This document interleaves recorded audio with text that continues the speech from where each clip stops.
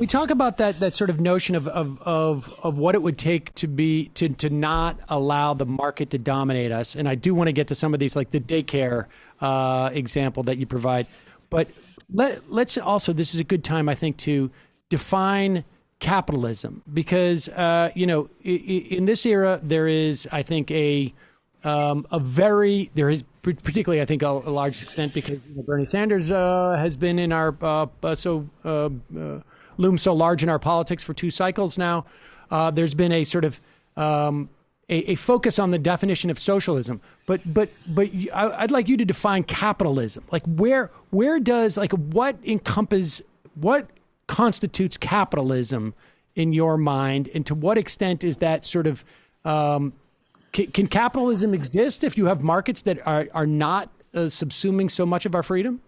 Sure. So yeah, it's been funny how there's been all these very large fights, often within the left, about what is socialism. Like, is Bernie Sanders socialism? Is Sweden socialist? And not enough about like what's capitalism. And it's like, what is actually capitalism? It was part of the fight over the 1619 Project, is when they hinted that we should understand slavery as a proto-capitalist system, because it had profits and financial instruments and certain kinds of record keeping.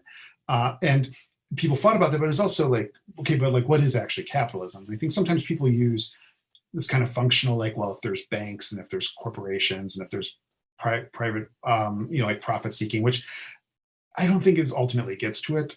There's a couple different definitions. The one the book really engages with, and the one that I think is really important for this story, is something coined, I go off by historian Ellen Wood's argument about market dependence. That capitalism is where we are dependent on the market for the allocation of all goods in society. And you can take that to extremes, but basically, to the extent that you are able to survive and thrive, it depends on the ability of market actors to allow it, or market relationships to carry it out. The dependency kind of reverses the idea of market freedom, that markets like are a cool place to thrive, because it's like, well, it's also a place where if you can't work, you're in a lot of trouble, or if you are sick and have a pre-existing condition without regulations, like, you are in trouble. So I like that relationship, that it's ultimately means that the market is the thing that is determining the allocation of all the key goods in our society. And it also provides a way in which democracy is a check on that. So you can have markets existed before capitalism, and markets will exist in whatever happens 500 years from now when something else is in place other than capitalism, whatever that might be. And trading for goods and profits, but the dependence of markets is and also I'd really emphasize almost the moral determinant of who should get what, not just the allocative reality. I think that is, one is, I think, a pretty accurate definition that helps us get a sense of the scope of capitalism. And also I think what people are most resistant against, you always see these things about, like, how can you be a socialist if you have an iPhone and that stuff like that? And it's like, well, no, like, there are things that markets are very good at getting to people, like technological advances, but there are things it's quite terrible at, like care labor and retirement security and healthcare and control over your hours. And it allows people to engage in a critical discourse that doesn't get tripped up in, like, whether or not you should have, like, a fancy gadget or something. Is that, I mean, from your perspective, is it more helpful to define capitalism versus, let's say, socialism? Or I mean, do we have is there like a 51%, 49%, and it's that binary, and we cross some threshold and we're not capitalists, or I mean, like, that it starts getting very nebulous in there. I mean, when we talk about, like you say, the Scandinavian countries or European, different European countries. I mean, or are we just on some type of continuum, or is there even like is the one continuum just too narrow of a plane? I think there's a continuum in many different directions, both in terms of in which ways the markets are in our lives. I think of it, continuum's correct in this sense, but I like the idea of a compass. Are we getting closer or further away from something? And if we're getting closer to market dependency and the rule of market logic, is that a good direction to go in this space? And you can see it even in the last year, you look at what's happened to workers in California, where even the proto labor conditions that adhere to people, they are now more dependent because of these contingent worker clauses and things like that have passed. That is, I mean, it's bad in the context that it makes them even more dependent on the market for what they secure, even things like a minimum wage or various forms of anti-fissuring. You look at campaign finance, which is like democracy is even more dependent on market actors and market logic. And you suddenly start to see it in a lot of different ways. And I think it's the way it shows up across spheres, I think, helps us understand a little bit better what we're trying to get away from.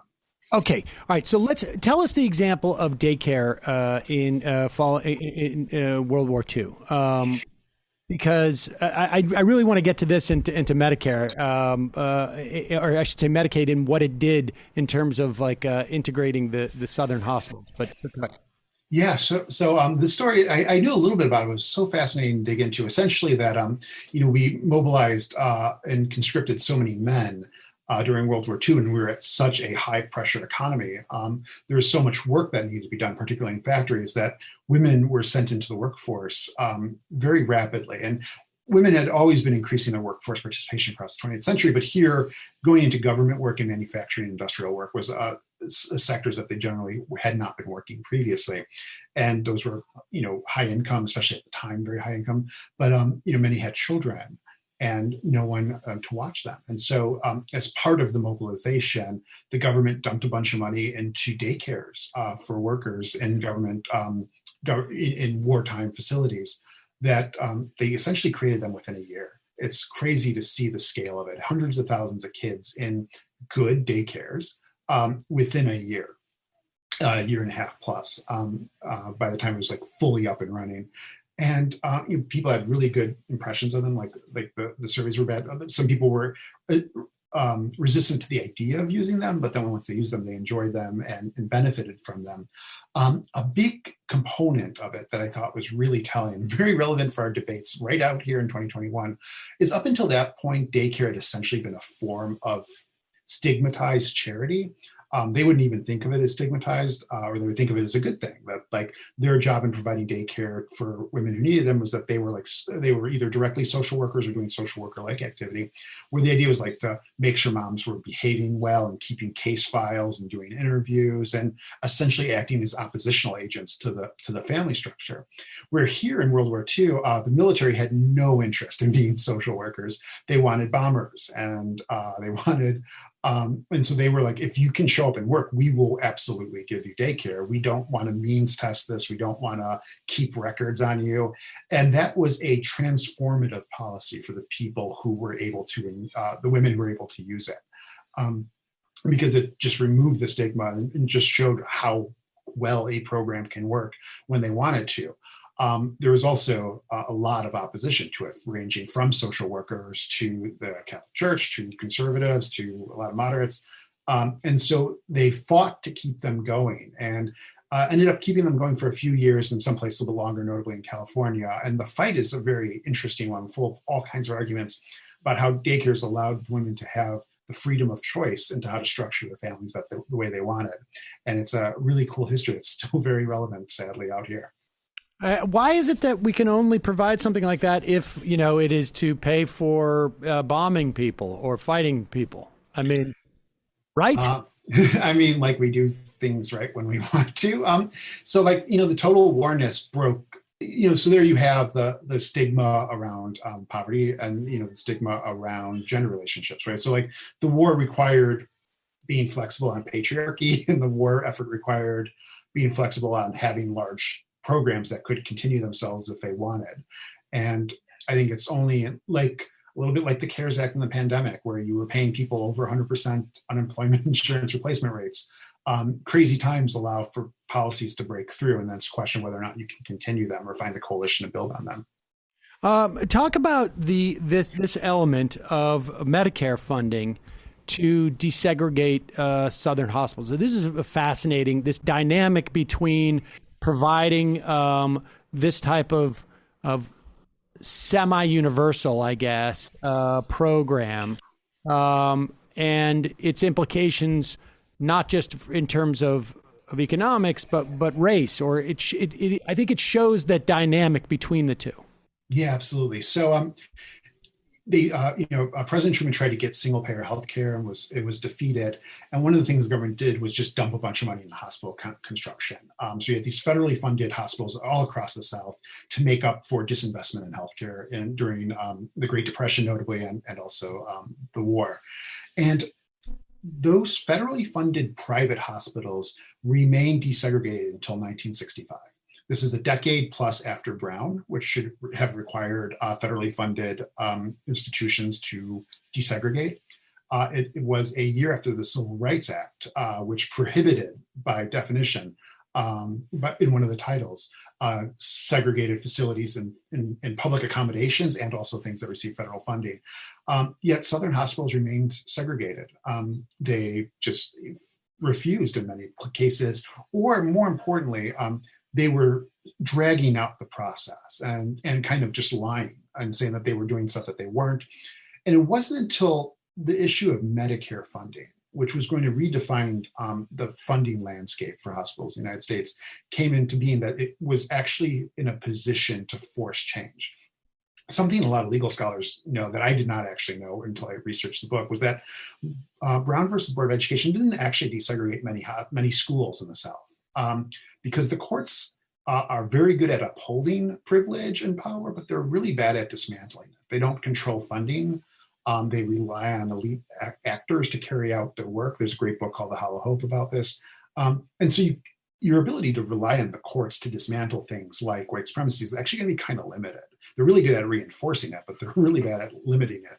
It wasn't until the Civil Rights Act and the Civil Rights Movement that you could really have mechanisms that included administrative capacity and money to force change and like punitive penalties.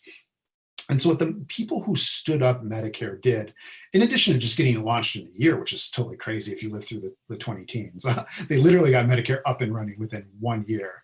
Also, one nice thing about universal programs, they mailed everyone basically a punch card saying, do you want this? Tell us, confirm you live here. Do you want Part B? You have one choice, yes or no, it's $3. And then you got Medicare. As opposed to a website that needs to coordinate 100,000 different things. So that's a very interesting thing. But more importantly for this story is that the people who stood up the civil rights portion of Medicare were people, veteran fighters of the civil rights battle, who worked with community activists and Black medical professionals to create a network of people who went out and ensured that hospitals were desegregated. And the ones that didn't were threatened with funding, and virtually all of them before and then all of them after backed down. And Medicare, the threat of not getting Medicare funding forced desegregation. And it happened in a very quick pace. And it happened with the certainty that you would not have gotten through random lawsuits or just trying to wait it out or public pressure. The ability of the government to provide a program really does can, if it wants, ensure that everyone has access to it.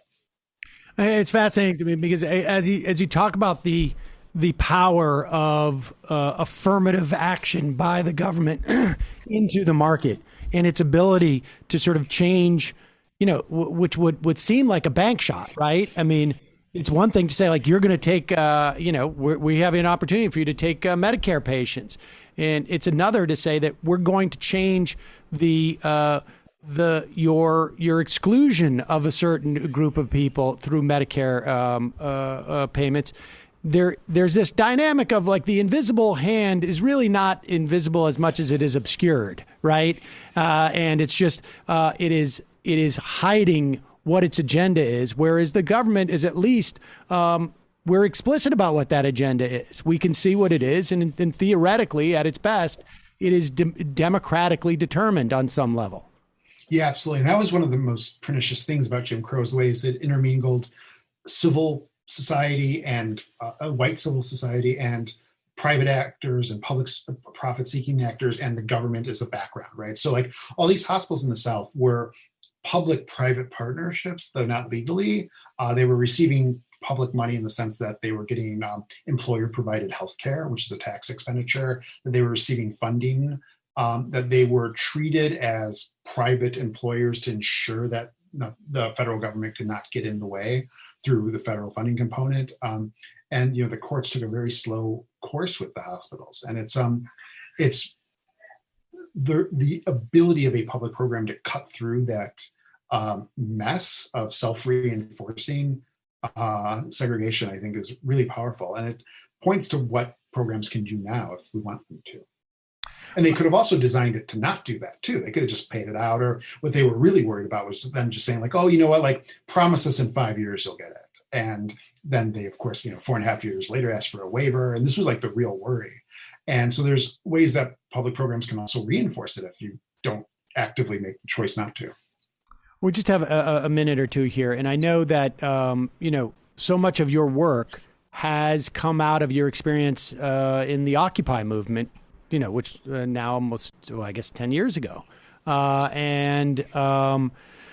Give me a sense of where you think we're headed. I mean, what, like when with the Biden administration, are there green shoots, as it were, or some indication where you have optimism, where you see, or maybe better phrase, like what do you think is the most important thing that we're seeing that could lead to sort of making people more aware of this relationship with the market? That's a really good question. So obviously anyone who's lived through the last 12 years has politically in particular has a couple thoughts on this. A few things. One is that it seems like there's a lot of movement towards moving faster and bolder and more publicly than simply through private actors. So you look at the big top-offs and direct checks to individuals and unemployment insurance in particular, I think have been very encouraging. I think the fact that you can talk about, you can go back to talking about like lowering Medicare age or expanding the public option, or trying to find better ways to leverage Medicaid, are all more publicness programs than solely trying to work through the private actors and the ACA exchanges. And how they'll balance that would be a good question. For me, most important is that in terms of the moment is full employment. I think, we look back at 2009, 2010, the move that was predetermined really to go to austerity. Like, it wasn't just Republicans that forced that one.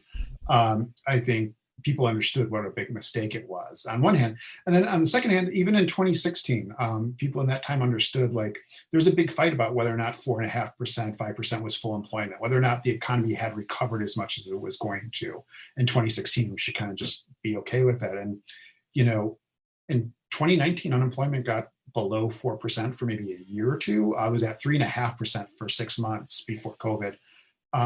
That's shocking to people who lived through that period. And I had always been very bullish that unemployment could get very low, and I was like even shocked by it. So I think the sense that there was a real fumbling about the two most important questions about the scope of the ability of the government to react and how far you could get towards full employment. The fact that both of those were whiffed pretty hard, I think the people really want to make up for that, which I'm encouraged by. Mike Konczal, the book is Freedom from the Market, America's Fight to Liberate Itself from the Grip of the Invisible Hand.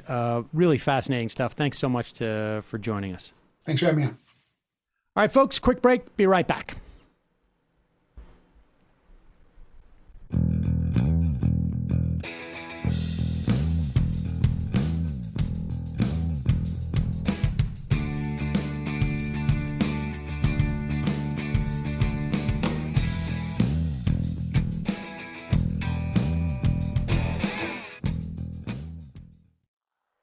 I could have spoken to him for another hour, and there was so much in there. There's so much, so much in there that in that book that I think is a really important read for folks. And his point about this broad elite consensus, not even elite consensus. I think he conceded that he shared in some of that in terms of what the lowest rate of unemployment we could have was without sort of the economy overheating. It's good. I mean, we're going to see that in the way that the Fed reacts to things, and the idea that we can continue to put money into the economy as a government until people are recover from what has been an enormous economic shock. And I think the other thing that he didn't have a chance to talk about was there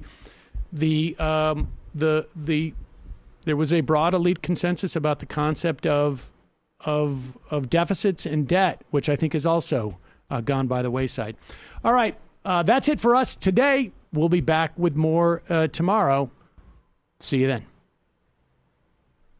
And for those of you sticking around, I could have talked to Konczal for another. We'll have him back on soon, but I can't recommend that book more.